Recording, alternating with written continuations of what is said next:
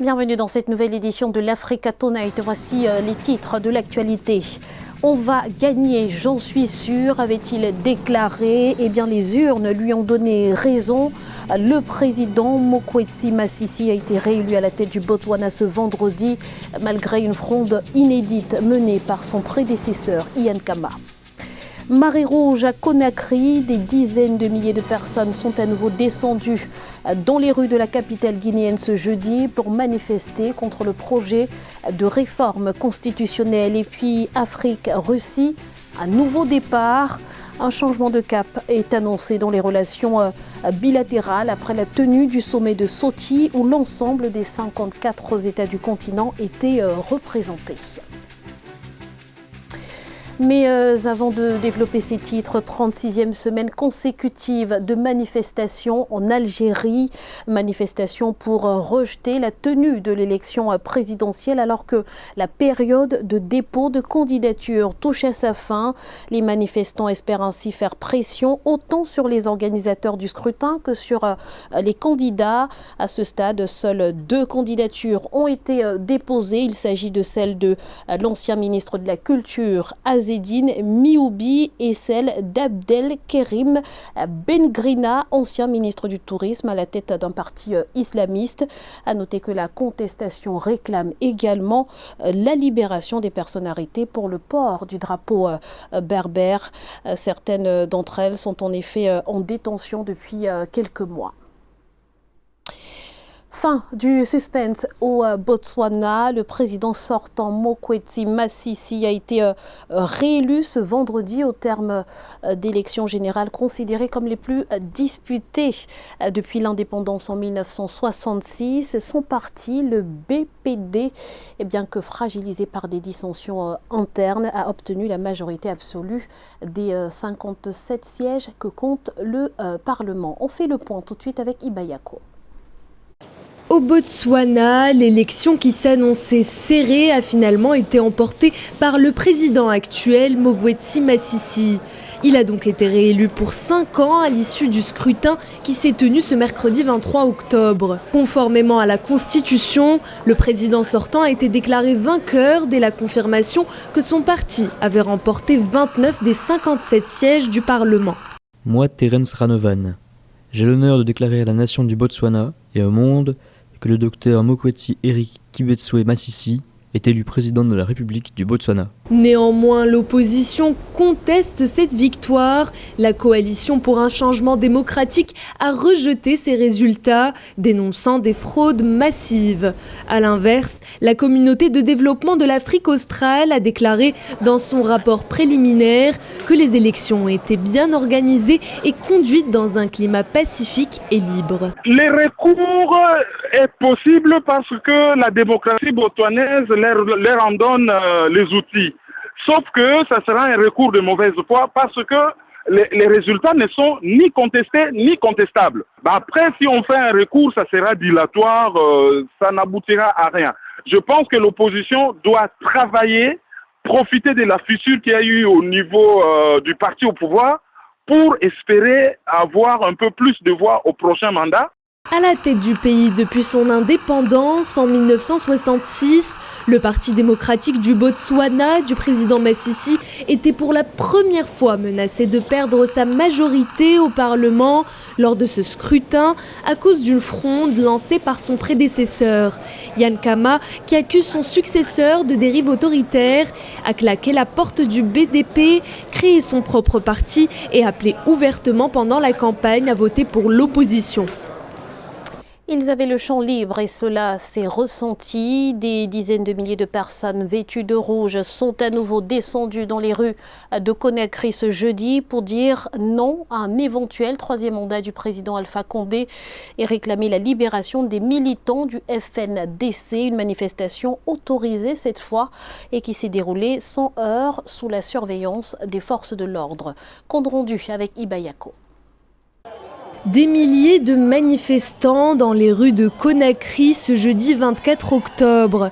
Ils scandent « Libérer les prisonniers » et « Amoulanfe », ce qui veut dire « Cela ne passera pas » dans la langue locale Soussou, pour protester contre un éventuel changement de constitution qui permettrait au président Alpha Condé de briguer un troisième mandat. Le premier motif, c'est évidemment demander à Alpha Condé de renoncer à son projet de troisième mandat. Le deuxième, c'est exiger la libération de nos camarades, Abdraman Sano et ses collègues, ainsi que tous ceux qui ont été arrêtés et condamnés à l'occasion de nos manifestations du 14, 15 et 16 octobre. Une marche organisée par la coalition de l'opposition, l'Union des forces démocratiques de Guinée. Plus de 10 d'entre eux ont été condamnés à des sentences allant de 6 mois à 1 an de prison ferme pour incitation à la violence. Pour aller à l'encontre de cette décision, cette marche pacifiste s'est faite dans le calme et sans débordement. Nous relevons séance tenante appel contre cette décision qui ne repose sur aucune base légale. Je vous remercie. Vous avez dit que vous n'étiez pas surpris. Comment expliquer ?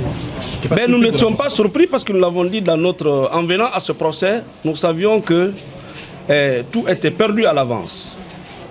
Mais nous continuons à nous battre pour défendre les libertés consacrées par la Constitution. Rappelons que le président Alpha Condé est à son second mandat présidentiel. Celui-ci prend fin en 2020, d'où sa demande envers le gouvernement de changer la Constitution afin de rester au pouvoir. Il est critiqué par les opposants et les organismes de droits humains d'affronter les manifestants avec violence, des critiques qu'il nie totalement. Les relations entre l'Afrique et la Russie franchissent un nouveau cap. Le sommet de Sochi qui s'est clôturé ce 24 octobre a été marqué par une résolution, celle de doubler en 5 ans les échanges commerciaux entre les deux parties. Un renforcement de la coopération dans la lutte contre le terrorisme a été également annoncé. Les détails avec Ange Bijou, Nomenio. Le premier sommet Russie-Afrique s'est achevé ce jeudi 24 octobre à Sochi. Aucun accord n'a été signé à l'issue de cette rencontre, mais de nouvelles perspectives économiques et militaires s'ouvrent désormais entre les deux blocs. D'ici 2024, la Russie entend doubler ses échanges commerciaux avec l'Afrique et compte y arriver en créant un nouveau mécanisme de dialogue. Le pays a d'ores et déjà annulé les 20 millions de dollars de dettes que l'Afrique lui devait. La Russie est l'un des 10 plus grands fournisseurs de produits alimentaires sur le marché africain. Nous exportons plus de produits agricoles sur les marchés des pays tiers que les armes. Les armes représentent environ 15 milliards de dollars, alors que les fournitures agricoles représentent environ 25 milliards de dollars. Nous avons également un bon potentiel de croissance. Si le sommet de Sochi a essentiellement tourné autour des questions économiques, la lutte contre le terrorisme au Sahel et la crise libyenne ont également été abordées. Les autorités russes souhaitent apparaître comme un possible soutien dans la lutte antiterroriste sur le continent et un rempart face aux éventuelles tentatives de renversement des régimes africains. On peut quand même compter déjà sur la surveillance et les capacités de renseignement de la Russie. Mais il serait plus important que la Russie également contribue aux causes profondes, notamment le glissement du conflit de la Libye jusqu'au Sahel. La question de l'énergie nucléaire a également été l'un des points forts de ce sommet. Les experts russes ont proposé aux États africains le choix de la technologie nucléaire à des fins civiles pour booster leur développement. Le président russe Vladimir Poutine, quant à lui, prévoit que des sommets comme celui-ci auront désormais lieu tous les 3 ans, tour à tour, en Russie et dans un pays d'Afrique. Après des entretiens avec le président camerounais Paul Biya et de nombreux acteurs politiques, Jean-Yves Le Drian, ministre français des Affaires étrangères, a attaqué le volet économique de sa visite à Douala, la capitale économique du Cameroun. Sur place, il a notamment inauguré le 2e pont sur le fleuve Vouri. Corinne Kamsefehem. À Douala au Cameroun, Jean-Yves Le Drian, ministre français des Affaires étrangères, a procédé à l'inauguration du 2e pont sur le Vouri, une infrastructure qui résulte du partenariat France-Cameroun. D'un coût total de 141,6 milliards de francs CFA, le second pont sur le Vouri est un ouvrage stratégique qui permet de fluidifier la circulation à partir de Bonabiri, quartier qui habite une zone industrielle et le centre-ville, et même entre la capitale économique et les régions du nord-ouest, du sud-ouest et de l'ouest du Cameroun. Nous avons aussi une collaboration dans le domaine des infrastructures, dans le domaine de l'énergie, dans le domaine du développement. Tout cela forme un ensemble de dispositions qui nous permettent aujourd'hui de dire qu'après cet entretien, il y a une relance de la coopération entre le Cameroun et la France dans tous les domaines. Le volet économique du séjour du ministre français des Affaires étrangères a également été marqué par sa visite au GICAM, le groupement interpatronal, et de plusieurs start-up.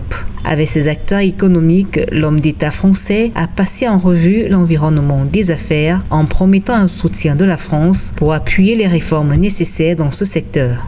De cette visite, ce sont des actions qui vont stimuler et encourager et aider l'écosystème existant qui est en train de se développer afin que on puisse mieux développer nos activités, qu'on puisse mieux se déployer et qu'on puisse offrir des emplois décents à nos collaborateurs. À côté des mesures d'appui pour une amélioration structurelle du climat des affaires, le ministre Le Drian a annoncé un appui de 30 milliards de francs CFA du gouvernement français. Une somme qu'il dédie à la lutte contre l'insécurité et la pauvreté, des réalités qu'il a pu toucher du doigt au cours de sa visite dans la région de l'extrême nord, toujours en proie aux attaques du groupe terroriste Boko Haram. Le Soudan veut réussir là où les révolutions du printemps arabe peinent encore. Le nouveau gouvernement souhaite en effet bâtir une économie orientée sur la jeunesse, fer de lance de la révolution et qui représente 60% de la population. La feuille de route prévoit des réformes de fond et une protection sociale, mais encore faut-il trouver les financements nécessaires. Aïssatou Bari. Un nouveau départ pour le Soudan, secoué pendant des mois par des manifestations qui ont, en avril, poussé vers la sortie Omar el-Béchir au pouvoir depuis 30 ans. Le pays fait face à d'énormes défis. Pour les relever, le nouveau gouvernement va mettre l'accent sur la jeunesse qui représente environ 60% de la population en créant des emplois. Ces jeunes Soudanais, ce sont ceux qui ont fait cette révolution et ils sont ceux qui ont payé le prix ultime et fait des sacrifices pour leur pays. Il est de notre responsabilité de faire de leurs besoins une priorité et de répondre à leurs aspirations. Le Soudan est confronté à une dette de plus de 150 milliards de dollars contractée auprès des institutions multilatérales et des investisseurs privés et qui a atteint 160% du produit intérieur brut du pays.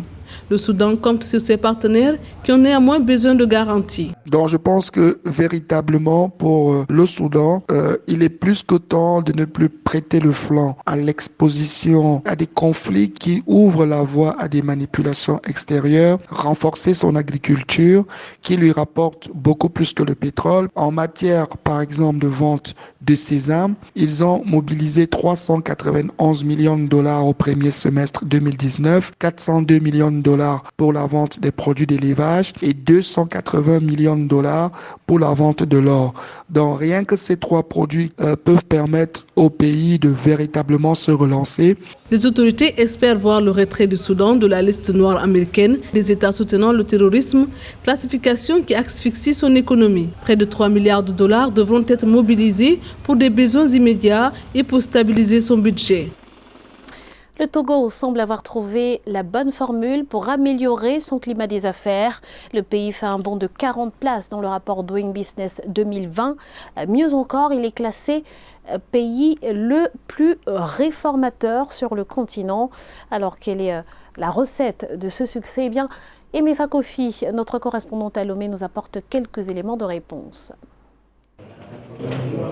Le Togo, meilleur pays réformateur en Afrique. C'est ce que révèle le rapport Doing Business 2020. 5 principales réformes opérées permettent au pays de se positionner à la première place en Afrique et 97e place sur 120 économies, soit 40 points de progression par rapport au classement Doing Business 2019.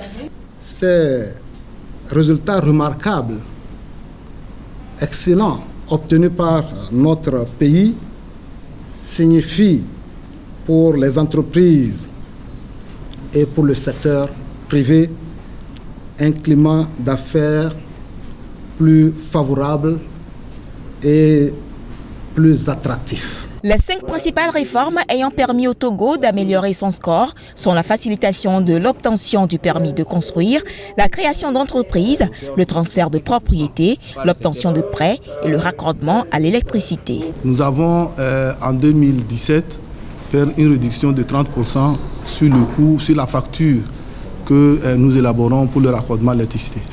Et en 2018, nous sommes allés à 50%, le délai de raccordement. Donc nous étions à 2 mois et demi en 2017, nous sommes aujourd'hui à moins de 30 jours. Le troisième point sur lequel nous avons travaillé, c'est l'efficacité de la fourniture d'électricité. Des défis restent à relever pour le Togo, désormais 15e pays mondial en matière de création d'entreprises. Le rapport Doing Business évoque un résultat moins encourageant, s'agissant notamment des critères taxes et impôts et exécution des contrats. Ce journal a été réalisé par l'ensemble de la rédaction. Merci pour votre fidélité. Dans un instant, une nouvelle édition de l'actualité sur Africa 24.